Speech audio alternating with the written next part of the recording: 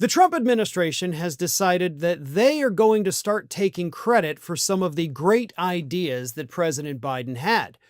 Today we're announcing that we're going to take Union Station back under DOT control. The Trump administration would do? Or does it sound like something Amtrak Joe would have done? When Donald Trump's Transportation Secretary Sean Duffy went on Fox News this week, bragging about shiny new Amtrak projects at Union Station in Washington, D.C., Sean Duffy go on Fox News to brag about the fact that D.C. is officially... He made it sound like a bold new Trump-era vision for America. We want that kind of travel ability across the United States again, Duffy declared, promoting what he called Trump's plan to make travel great again. There's just one problem. None of it came from Trump. Not a single dollar. Every train upgrade, every station improvement, every rail modernization project Duffy was celebrating came from Joe Biden's Infrastructure Investment and Jobs Act, signed back in November 2021. So how do we get from Republicans spending 4 years mocking Biden as mentally incompetent and unable to walk in a straight line to suddenly taking victory laps for the transportation network he built? Let's dig into the facts, the receipts, and the political art of taking credit for races you never ran. For over 3 decades, Joe Biden built his reputation around trains. After his wife and daughter were killed in a car crash just weeks after he was first elected to the Senate in 1972, Biden made a promise. He would commute daily from Delaware to Washington on Amtrak, so he could be home with his surviving sons every night. For 36 years, he rode those rails, earning the nickname Amtrak Joe. When Biden became president, the Infrastructure Investment and Jobs Act wasn't just policy, it was personal. The bill he signed in November 2021 poured a historic $66 billion into rail improvements, the largest investment since Amtrak was created in 1971. Here's exactly where that money went. $22 billion directly to Amtrak to replace aging trains, repair crumbling stations, and modernize the fleet. $44 billion for discretionary rail projects managed by the Federal Railroad Administration, fixing tracks, upgrading safety systems, expanding service nationwide. The bill passed the Senate 69-30 and the House 228-206. While some Republicans did cross over to support it, Democrats controlled both chambers and didn't need Republican votes to make it happen.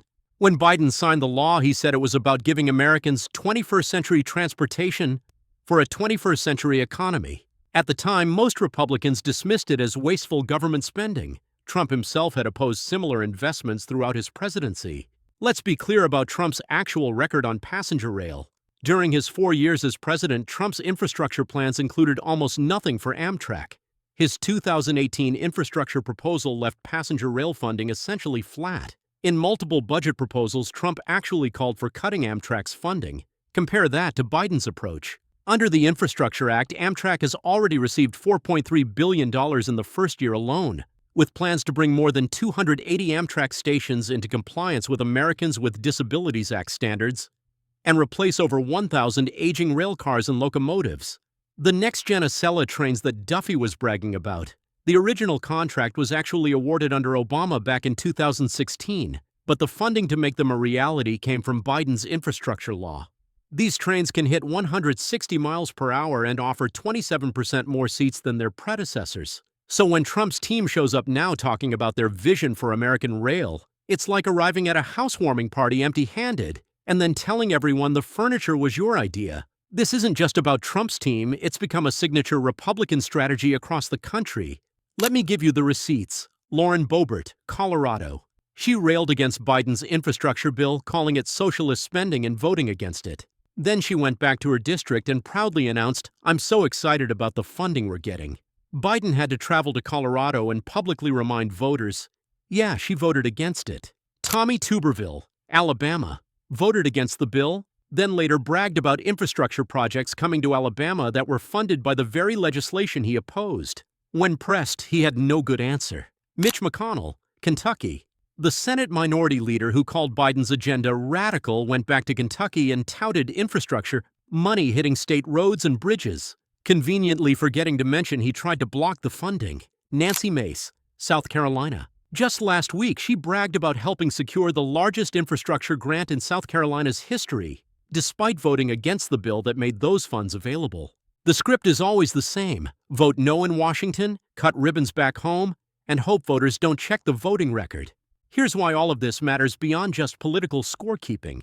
American infrastructure is genuinely falling behind, and the consequences are real. Right now, countries like Japan have bullet trains hitting 200+ miles per hour. France's TGV routinely runs at 186 miles per hour. China has built 25,000 miles of high-speed rail in just 2 decades. Meanwhile, America's Amtrak trains often run on tracks over 100 years old, sharing space with freight trains and crawling at speeds that would have embarrassed railroad barons in 1920. The infrastructure bill is trying to close that gap. Modern rail can move people faster than air travel on routes under 500 miles. Upgraded freight systems strengthen supply chains and reduce costs for consumers. Repaired bridges and safer roads literally save lives. The American Society of Civil Engineers estimates that poor road conditions contribute to thousands of deaths annually. And here's the kicker: this stuff is popular. Polls consistently show 70% plus of Americans want better infrastructure, regardless of party. They don't care if it's a blue project or a red one. They just want bridges that don't collapse and trains that actually arrive on time. The way this story got covered tells you everything about our current media landscape. Fox News let Trump's team present these rail projects as if they were part of his grand vision. With no pushback or fact-checking, CNN immediately called it out, pointing to the Infrastructure Act and Biden's leadership role. This isn't just about transportation policy, it's about who controls the narrative. If you can convince voters that the benefits they see every day came from your policies, you don't have to admit you fought against those benefits in the first place. Edward Isaac Boebert from CNN put it perfectly when he posted receipts directly from Amtrak's website, showing that all the improvements Duffy was celebrating are in fact from the Biden-signed Bipartisan Infrastructure Act, and were underway long before Trump took office again in January. Here's what makes this especially rich. For 4 solid years, Republicans attacked Biden as weak, slow, and mentally incompetent. Trump himself said Biden doesn't know where he's going and can't even walk in a straight line. But if you believe their current bragging, this very same man they claimed couldn't function somehow masterminded the rail network modernization that Trump now wants credit for. The guy they said was too senile to be president apparently had the vision and political skill to pass the largest infrastructure investment in generations. It's political irony at its finest. The insults don't age well when you're posing next to the shiny new station upgrades that your opponent funded and you opposed. Let's zoom out for a moment. While American politicians fight over who gets credit for basic rail improvements, the rest of the world has been building the future. China has invested over $1.4 trillion in infrastructure since 2013 through their Belt and Road Initiative. They've built more miles of high-speed rail in the last decade than the rest of the world combined. Japan's Shinkansen bullet trains have been running since 1964 and have never had a fatal accident. Europe's rail network connects entire countries at speeds that make our high-speed Acela look quaint. Meanwhile, the American Society of Civil Engineers gives U.S. infrastructure a C grade overall, with transit systems scoring even lower. We're not just behind, we're falling further behind every year we delay major investments. That's what made Biden's infrastructure bill so significant. For the first time in decades, America was actually trying to catch up rather than just maintain what we already had. The bigger issue here isn't just who gets to pose for photo ops. It's whether American voters will dig deeper than the surface. Politicians are literally counting on people not remembering how they voted. They're betting that Americans won't bother checking the public record. But the receipts are all there. Every congressional vote is recorded. Every funding allocation is documented. When you see a Republican cutting a ribbon on an infrastructure project, there's a paper trail showing whether they supported or opposed the bill that funded it. The Infrastructure Investment and Jobs Act had clear Democratic fingerprints all over it. It was championed by a Democratic president, passed by Democratic majorities in both chambers, and implemented by Democratic appointees. Republicans who supported it deserve credit for crossing party lines.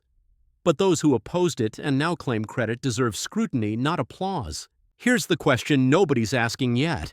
What happens to all these infrastructure projects under the new Trump administration? Will the funding continue flowing? Will projects get completed or canceled? During his confirmation hearing, Sean Duffy was asked multiple times whether funding for infrastructure projects would continue. He gave non-committal answers, saying he'd let the investigation continue and focus on efficiency. That's political speak for "we'll see." Trump's first-term record suggests skepticism about major infrastructure spending. especially for passenger rail. His budgets consistently proposed cutting Amtrak funding. Now his team is happy to take credit for Biden's rail investments, but will they continue them? Early signs are mixed. The Trump administration has already announced plans to rescind woke policies at the Transportation Department and eliminate what they call burdensome regulations. That could affect how infrastructure money gets spent and which projects get prioritized. This brings us to the heart of the matter: accountability. In a functioning democracy, politicians should get credit for what they actually do, not what they claim credit for after the fact. When voters see improved train service, repaired bridges, or modernized stations, they deserve to know who made those improvements possible. When politicians show up for ribbon-cutting ceremonies, voters should know whether those same politicians supported or opposed the funding that made the project possible. It's not about partisan scorekeeping. It's about honest governance. If we let politicians rewrite history in real time, we lose the ability to hold them accountable for their actual decisions and priorities. The Infrastructure Investment and Jobs Act is Joe Biden's signature domestic achievement. It was carried through Congress by Democratic leadership, with support from just enough Republicans to call it bipartisan. The $66 billion in rail funding, the station improvements, the new trains, all of it traces back to legislation that most Republicans opposed. Now, as the results become visible to voters, we're watching those same opponents scramble to grab credit. Sean Duffy's Fox News appearance was just the latest example of this phenomenon. Taking a victory lap for a race you not only didn't run, but actively tried to prevent. Here's the truth voters need to remember: better trains, safer bridges, and stronger transit networks are coming to America because of the Infrastructure Investment and Jobs Act. The projects getting built, the jobs getting created, the improvements people see in their daily commutes. That's Biden's legacy, funded by Democratic priorities, implemented despite Republican opposition. If you want to know who to thank for these improvements, don't just look at who's cutting the ribbons today. Look at who cast the votes when it mattered. Look at who championed the funding when it was politically difficult. Look at the actual record, not the revisionist history. Because in the end, that's where the real story lives, not in the photo ops, but in the votes that made the photo ops possible.